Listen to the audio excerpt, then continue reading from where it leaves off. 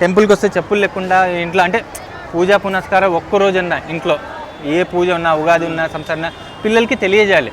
ఇప్పుడు మా టైంలో అయితే లేదు. ఇప్పుడు ఉగాది ఎందుకు చేస్తారంటే మేము ఆలోచించాలి. వీళ్ళకి యూట్యూబ్ ఉన్నాయి. ప్రతి ఒక్కరి పిల్లలకి నేను ఒక రిక్వెస్టింగ్ యంగ్ జనరేషన్కి, ఈరోజు ఏంటి ఫెస్టివల్, మా అమ్మ ఏదో చేస్తుంది, ఈరోజు ఏదో పునుగులు చేసింది, అదే పులిహోర చేసింది అంటే ఎందుకు చేసింది, ఉగాది అంటే ఏంటి, సంక్రాంతి ఎందుకు చేస్తాము, దసరా ఎందుకు చేస్తాము, యూట్యూబ్లో చాలామంది వీడియోస్ వస్తారు. పిల్లలకి మన పేరెంట్స్ మనం ఎంకరేజ్ చేయాలి. ఒకటి స్కూల్ టీచర్లు మన సంస్కృతి తెలుసుకోండి. సైన్స్ సోషల్ అయితే కంపల్సరీ, కానీ మన సంస్కృతి అది బేసిక్, అదే దాని మన రూట్స్ మనం మర్చిపోకూడదు. సో యంగ్ జనరేషన్కి మనం చేసే బాధ్యత నాది. నేను ప్రచారం చేయకపోయినా మా అపార్ట్మెంట్లో మా పిల్లలు మా కల్చర్కి నేను చేస్తాం. మనం కంటిన్యూ అది ముందుకు తీసుకెళ్ళాలి. అదొకటి నా రిక్వెస్ట్ అంతే.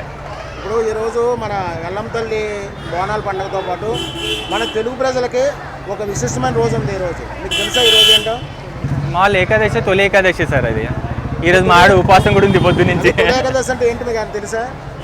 తొలి ఏకాదశి అంటే మనకి నాకు తెలిసిన వరకు దర్శనం చేసుకుంటారు కదా, ఈ రోజు నుంచి పండగ మొదలవుతుంది సార్. అట్లా అంటే ప్రతి ఈ రోజు నుంచి మొదలవుతాయి అన్నట్టు మనకు ఉంటుంది. అది తొలి ఏకాదశి అన్నట్టు ఉంటుంది. సో అదే నాకు కూడా కొన్ని తెలుసు, కొన్ని నేను కూడా తెలుసుకుని నా పిల్లలకి కానీ మా సొసైటీలో కానీ చెప్పాలి. ప్రతి ఒక్కళ్ళ బాధ్యత.